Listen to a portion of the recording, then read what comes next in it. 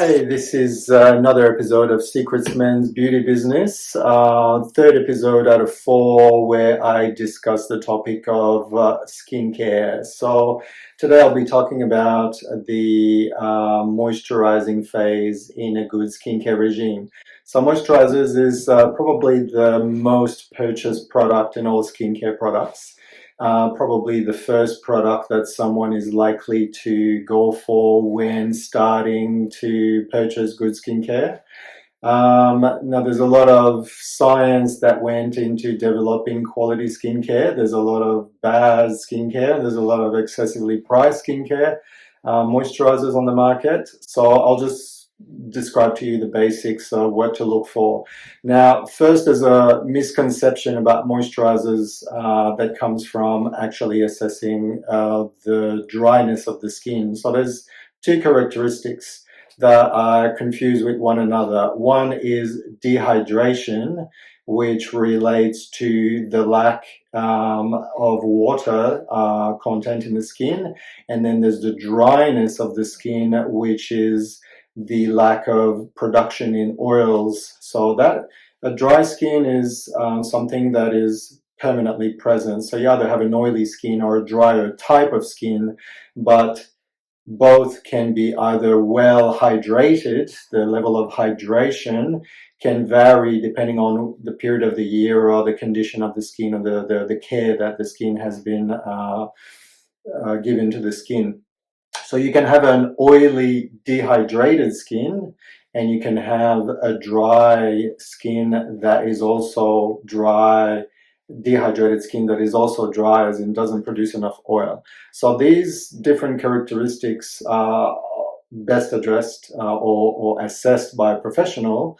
But in general, people know if their skin is oily or not. The dehydration is something that's a bit more confused and often can be confused. Dryness and dehydration are confused. So the hydration levels, hydration is replenished with a category of ingredients called the humectants. So names to look for in the ingredients list are glycerin. Hyaluronic acid is very popular at the moment. It's probably the most potent humectant. You have sorbitol, you have lactic and glycolic acid, and you also have things like aloe vera. So these are ingredients that carry water into the skin. Now, it's not enough to just carry this water into the skin. If the lipid barrier of your skin is compromised, then that skin will just evaporate. So this is where the richer ingredients in the formulation are put in there. It is to seal that water into the skin once it's there, but it's got to be there in the first place. In the other hand, if your skin is oily, then using rich ingredients to exacerbate this oiliness or to add to the problem will then contribute to clogging pores, causing breakouts, and so on and so forth. So everyone can benefit from humectants, but people with oily, acne-prone skin need to be cautious with the category of ingredients, the lubrication aspect of the skin, which is called the emollients. People with dehydrated skin often just think that putting oil on the skin will just fix the problem. It's kind of a band-aid solution, because even though it can, yes, contribute to sealing or helping repairing the barrier, if there's no hydration in there in the first place, all it will do is kind of camouflage the problem, because it lubricates the dry, flaky skin that is just crying for moisture. So the problems that are probably best addressed by a professional are a skin that tends to react no matter what's put on it. So if it's got red patches, areas where the skin is a bit flaky, if you feel a burning sensation when you're applying something on your skin, then that means the lipid mantle or the barrier of your skin needs to be repaired, because it is compromised. So the ingredients to look for those more calming and repairing ingredients are the ceramides, the liposomes, The good natural oils for the skin, the best oils for the skin: squalane, rosehip oil, the shea butter. So they're the oils that come from plants that are most closely mimicking the sebum, so the oils that your skin naturally produces.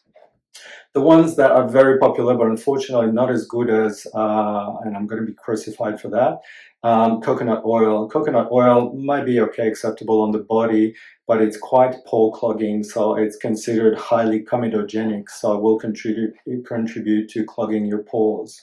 And there's ingredients that are rather cheap, found in a lot of skincare pharmacy skincare, that are not harmful on the skin, but they also don't do much on the skin. They're there. They will improve the consistency of the product, the slippage. They will just sit on the skin, not react with anything. They're not going to improve the barrier of the skin, will prevent oil evaporating, but they don't do a lot to the skin. So you have the mineral oils, the paraffin, the silicons. So those ingredients are inexpensive. They're there in a lot of less expensive brands. Not harmful, but not beneficial either. So they can be acceptable in small quantity, and in a more budget skincare, unfortunately, they will be present in the products that you'll buy. So hope this helps a bit in choosing a good moisturizer. Again, paying more than $10 will probably lead to buying a better moisturizer, but the price is not a correlation with the quality of the product you'll buy. So professionals will be able to help you finding something that's acceptable within your budget, but definitely no need to spend for the super fancy $300 product, because often it's more marketing than actual quality. So I'll see you for the final fourth episode next month, where I'll be talking about the protecting of the skin with sunscreens.